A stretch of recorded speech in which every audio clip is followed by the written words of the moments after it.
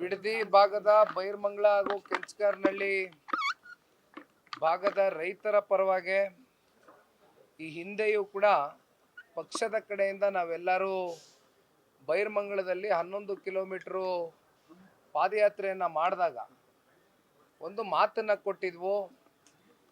ಸರ್ಕಾರ ಇದೇ ರೀತಿ ರೈತರ ಮೇಲೆ ದಬ್ಬಾಳಿಕೆಯನ್ನ ಎಸಿತಾ ಹೋದ್ರೆ ನಾವು ಮುಂದೊಂದು ದಿನ ಫ್ರೀಡಂ ಪಾರ್ಕ್ವರೆಗೂ ಬೈರ್ಮಂಗಲದಿಂದ ಒಂದು ಪಾದಯಾತ್ರೆಯನ್ನ ಮಾಡಬೇಕಾಗ್ತದೆ. ಅದಕ್ಕಿಂತ ಮುಂಚೆ ಸರ್ಕಾರ ಎಚ್ಚೆತ್ತುಕೊಳ್ತಕ್ಕಂಥದ್ದು ಉತ್ತಮ ಅಂತಕ್ಕಂಥದ್ರ ಬಗ್ಗೆ ನಾವು ಅವತ್ತು ಕೂಡ ಕೊನೆಯ ಗ್ರಾಮದಲ್ಲಿ ಹೊಸೂರಿನಲ್ಲಿ ನಿಂತು ಮಾತನಾಡಿದಂಥ ಸಂದರ್ಭದಲ್ಲಿ ರೈತರಿಗೊಂದು ಮಾತನ್ನ ಪಕ್ಷದ ಕಡೆಯಿಂದ ಕೊಟ್ಟಿದ್ವು.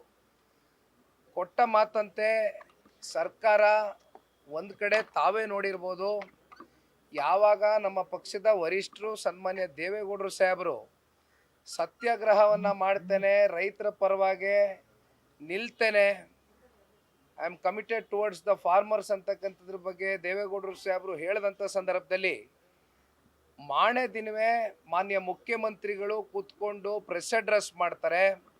ಅವರು ಪ್ರೆಸ್ ಅಡ್ರೆಸ್ ಮಾಡಿದಾಗ ಒಂದು ಕಡೆ ಹೇಳ್ತಾರೆ ಸಮಿತಿಯನ್ನು ಮಾಡ್ತೇನೆ, ಮತ್ತೊಂದು ಕಡೆ on the same day point to be noted ಅವತ್ತಿನ ದಿನವೇ ಮಿಕ್ಕಂಥ 4 ಹಳ್ಳಿಗಳ ಅಂತಿಮ ಅಧಿಸೂಚನೆಯನ್ನು ಹೊರಡಿಸ್ತಾರೆ. ಅಂದರೆ ಮುಖ್ಯಮಂತ್ರಿಗಳು ಸಮಿತಿಯನ್ನು ಮಾಡ್ತೀನಿ ಅಂತ ಹೇಳಿ ಈಗ ಸರಿಸುಮಾರು 3 ವಾರಕ್ಕೂ ಹೆಚ್ಚು ದಿನಗಳ ಕಾಲ ಕಳೆದೋಗಿದೆ.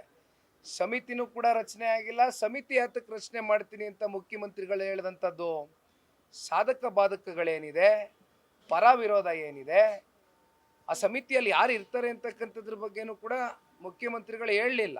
ಅಲ್ಲಿರ್ತಕ್ಕಂಥ ಆ ಕ್ಷೇತ್ರದ ಶಾಸಕರು ಕೇಳಿದಾಗ ನಮಗೆ ಸಮಿತಿ ಯಾವ ರೀತಿ ಇರುತ್ತೆ ಅನ್ನೋದ್ರ ಬಗ್ಗೆ ನನಗೂ ಕೂಡ ಅದ್ರ ಬಗ್ಗೆ